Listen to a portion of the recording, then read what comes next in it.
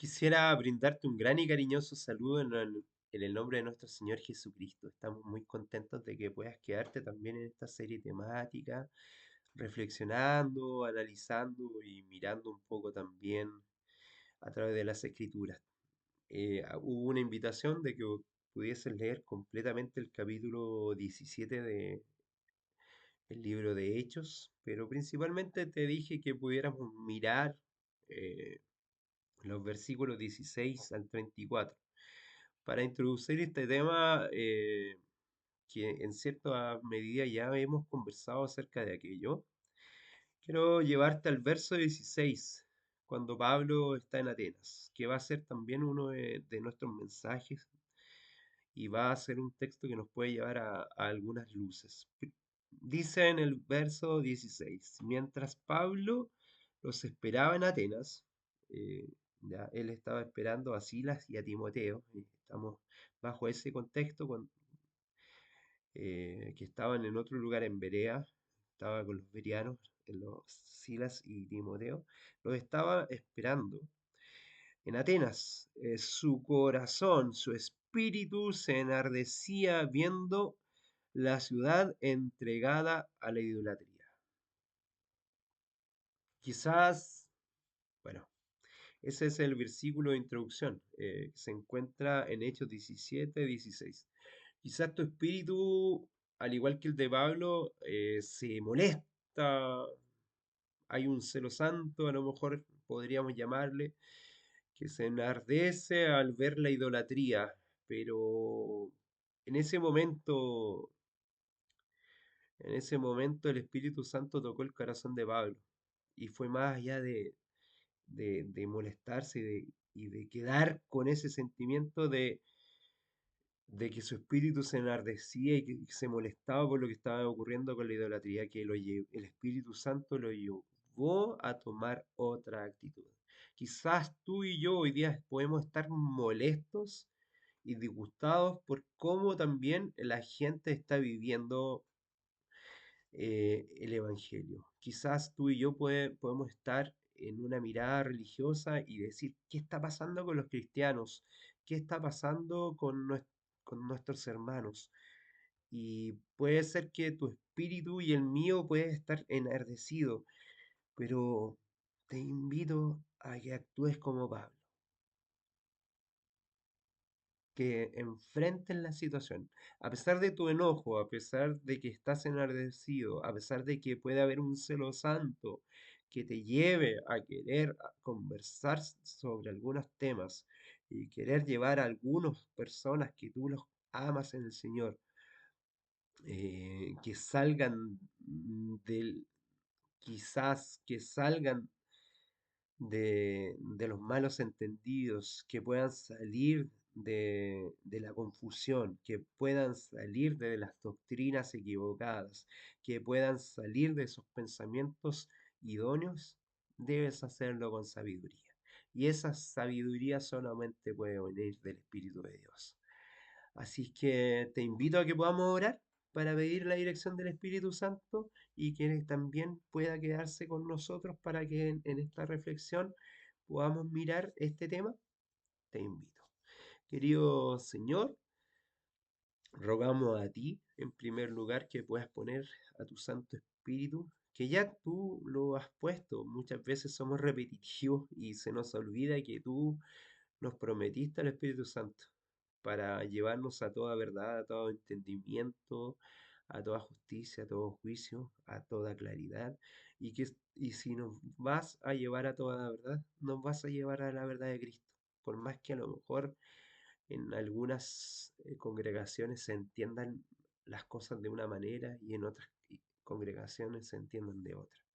Tú nos llevarás a tener el amor por sobre todas las cosas y tener la claridad que si alguien comprendió las escrituras de cierta manera, no estamos llamados a hacer guerra, no estamos llamados a defender la fe de una forma de hacer una apología y una defensa de la fe, sino es que con tu espíritu. Ya lo hemos dialogado. Por eso te pedimos que tú nos ayudes, Señor, para poder tocar este tema con la claridad posible y tener el espíritu de Pablo, un espíritu que solamente tú le pudiste dar, porque de manera natural él jamás hubiese podido actuar sabiamente. Solamente por medio del Santo Espíritu él pudo llegar a todo entendimiento. Todo esto lo pedimos bajo el nombre santo de tu Hijo amado Jesús. Amén y amén. Bueno, cuando hablamos sobre este tema de esta pluralidad religiosa y mirando bajo el contexto del texto de Hechos 17, vemos que nos relata que en cuanto estaba esperando a sus compañeros en Atenas, que era, si leemos en los versículos anteriores, Pablo esperaba a Silas y a Timoteo. Eso nos dice el verso 15, un versículo antes del que leímos de introducción. El apóstol Pablo quedó muy molesto, muy enojado con la idolatría del pueblo. Al respecto de este tema, él, el que quizás lo llenaba de ira o de una cólera, él hablaba y exponía la palabra, las escrituras en la sinagoga, disertaba en la sinagoga para los judíos y los griegos y todo aquel gentil que era obediente a Dios. Del mismo modo hablaba también, y así lo hizo, después de que el Espíritu Santo lo llevó a un entendimiento y a una comprensión mayor, lo hizo en la plaza principal, en el ágora y diariamente a todos los que estuviesen allí. Era su forma de divulgar y presentar ideas y pensamientos. Era la única forma que tenía.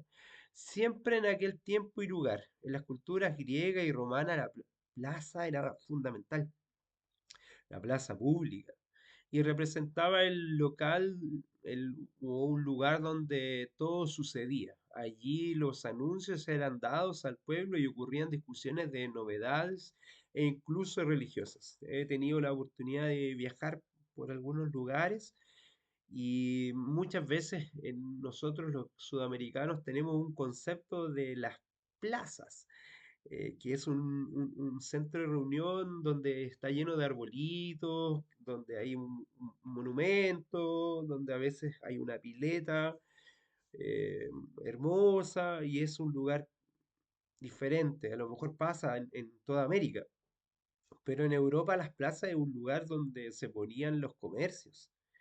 Y eso también pasaba en las plazas que, como pasaba en algunos lugares de Turquía y del Medio Oriente, porque el imperio griego había hecho esa idea, había impuesto esa idea de cuál era el concepto de plaza, que era un lugar donde realmente se daba para la comercialización de productos y otras cosas. Entonces, cuando uno va a visitar otros lugares, por ejemplo en Europa, uno ve que las plazas son muy distintas y son lugares donde no ves ningún arbolito, no ves ningún árbol como puedes ver a lo mejor en una plaza acá. Entonces es muy distinto. Pero en este sentido es importante lo que hacía el apóstol Pablo. Era en este lugar que el apóstol Pablo fue escuchado por los mismos filósofos griegos, tanto por dos corrientes de pensamiento, que eran las representantes de las corrientes de pensamiento de ese momento, principalmente los estoicos y los epicúreos, que eran las corrientes imperantes de ese momento en Grecia. Y aquellos comenzaron a cuestionar el contenido de Pablo llamándolo locuaz, pero por otro lado también lo llamaban hablador, poniendo en duda su conocimiento sobre el asunto, comparándolo a la de un papagayo, eh, como un lorito que está repitiendo una idea. Para ellos eso fue lo que sintieron. Y puede ser que a ti como cristiano nos pase lo mismo, que a lo mejor personas que se consideran cultas cuando escuchan el Evangelio nos puedan tratar de ignorantes. Pero bendita locura, como decíamos anteriormente. Al mismo tiempo, los otros decían que él predicaba de dioses extraños, porque era el Dios no conocido para ellos. Pues Pablo hablaba de Jesucristo y de las buenas nuevas de la resurrección. Algo muy extraño, algo muy complejo, era una locura. Los epicúreos eran seguidores de Epicuro, un pensador griego del siglo tercero antes de Cristo, que entendía que se debían buscar principalmente la ética del placer. Esa era su propuesta. Una propuesta más bien como hoy día podríamos llamar una propuesta hedonista. Eh, eh, Aquellos que solamente buscan su propio placer. El hedonismo apunta hacia allá para vivir una vida de paz, de satisfacción y buscando el bien. No es que ellos buscaran solamente el placer por el placer, sino que desde la ética, mirada desde el placer, lo consideraban así. Para esto era necesario, en este sentido, extirpar sentimientos, como borrar o cortar con ciertos sentimientos, así como la pasión. Ellos no podían molestarse, no podían apasionarse como a lo mejor lo hacemos nosotros, que nos apasionamos por Cristo. No podían molestarse, no podían enojarse, tenían que estar siempre compuestos, no podía haber envidia. O sea, entre comillas, era como bien una filosofía, si uno lo mira así a simple vista, era como bien bonito, porque el Señor mismo lo dice, airaos, pero no pequéis, ¿cierto?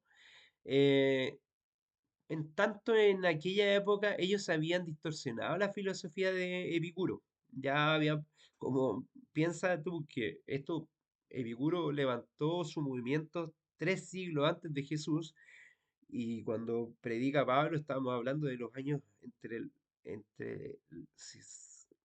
a mediados del año 50 a 60 después de Cristo.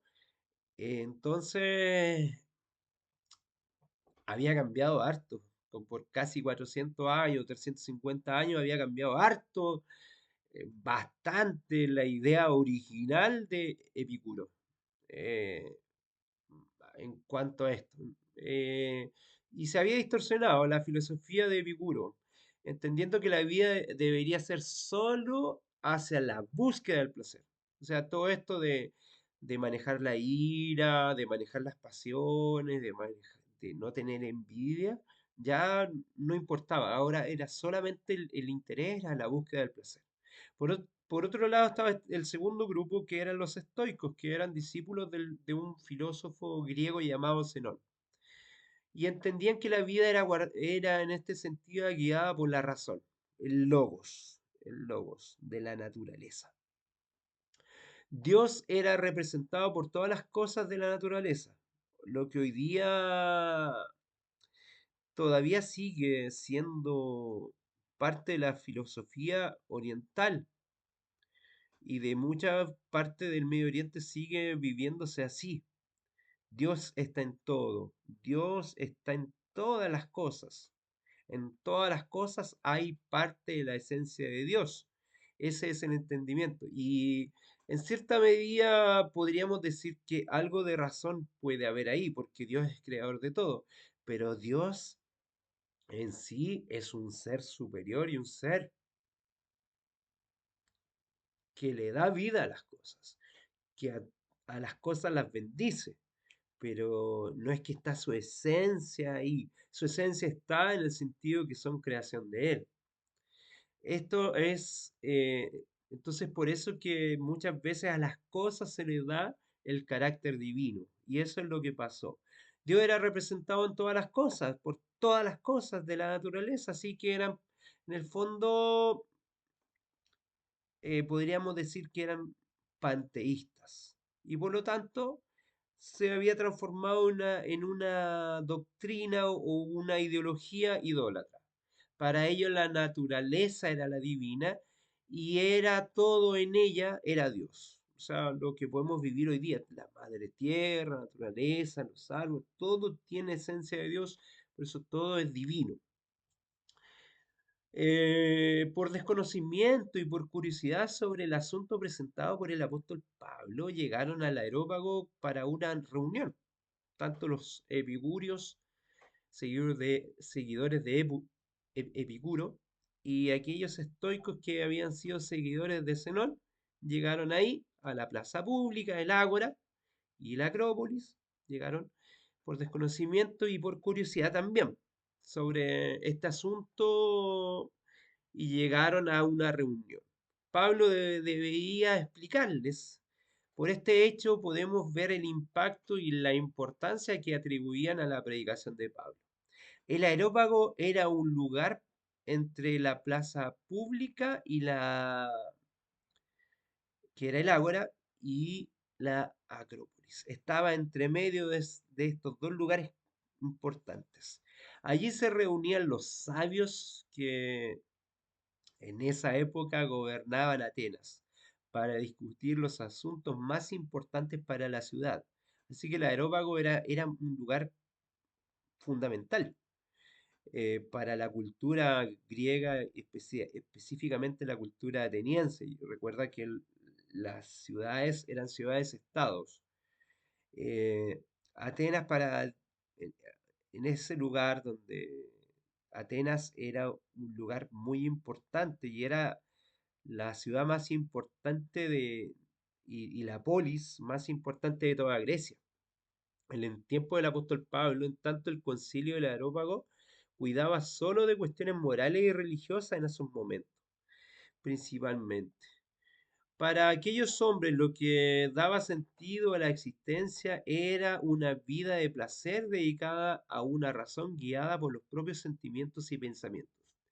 Dios era una idea materializada en las cosas del mundo. Según el relato bíblico, ellos eran curiosos respecto a las novedades religiosas y de las nuevas ideas y conceptos. Aunque no, verdaderamente, aunque no estaban de acuerdo y no entendían lo que Pablo predicaba, sí había una curiosidad y lo importante es que el apóstol Pablo colocó la verdad del Evangelio y de la resurrección, en confrontación con esa visión del mundo que tenían ellos. Un lado dedicado completamente al placer y por otro lado, ¿verdad? Tenemos a los estoicos seguidores de Zenón, quienes trataban de ver en las cosas el poder de lo divino. Entonces Pablo desequilibra un poco ese tema, poniendo otro piso y otro equilibrio que ayuda a mirar las cosas de manera diferente, tanto de los epicúreos como de los estoicos. Y en cierta medida llegó a poner un cierto equilibrio entre estas dos ideas o entre estas dos eh, grandes filosofías de aquel tiempo. En este punto nosotros podemos mirar hacia nuestros días y hacia nuestra actuación en la divulgación del Evangelio. Veremos que debemos enfrentar las idolatrías de este mundo. Hoy día quizás no se llaman estoicos ni epicúreos, pero las dos ideas siguen siendo potentes. Esta idea hedonista de buscar el placer por sobre el placer sin importar que esto te demande, un egoísmo exacerbado, sigue tan potente y vigente como siempre. Y por otro lado, el mirar eh, la divinidad en la naturaleza y buscar a Dios de otra manera, y no mirar a un ser superior en su majestuosidad, sino que verlo en cada una de las pequeñas cosas, que por un lado está bien, pero hay un ser superior a quien adorar. Y tenemos la revelación de ello por medio de las escrituras y por medio del Espíritu Santo que está trabajando en la mente y el corazón de cada uno de nosotros. Entonces, es importante porque esto es lo mismo que vivió el apóstol Pablo. Seguimos en este mismo pensamiento. Y esto ha entrado incluso en los grupos religiosos cristianos. Las ideas hedonistas o el Ministerio de la Prosperidad,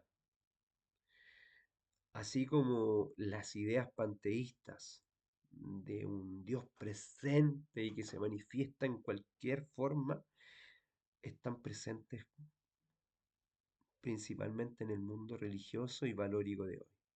Debemos ser cuestionadores de los valores del mundo religioso, mirar el tema de la idolatría, cómo ha cambiado también nuestro pensamiento y sustituyendo en cierta medida y poniendo el acento en costumbres, en tradiciones humanas por sobre el Dios verdadero. Debemos ser cuestionadores de los valores de este mundo y de cómo nosotros los cristianos nos hemos transformado en idólatras. Somos idólatras de incluso de nuestras tradiciones, que muchas de ellas vienen del paganismo. Somos seguidores de muchas ideas que incluso se han cimentado y se han hecho tradiciones. Por eso es difícil, solo podemos evangelizar este mundo de pluralidad religiosa que está inserta en el mundo cristiano eh, con un mensaje simple y puro, que es el mensaje de Cristo. Porque el Evangelio es Cristo. Jesucristo vive y es el Señor. Es eso lo que debemos predicar. Cuando se predique este Evangelio es cuando vendrá el fin. Que el Señor te invite, que el Señor toque tu mente y tu corazón por intermedio del Espíritu Santo para que te señale a predicar este Evangelio. El Evangelio puesto en una persona, en la persona de Cristo. Que el Señor te bendiga grandemente. Gracia y paz.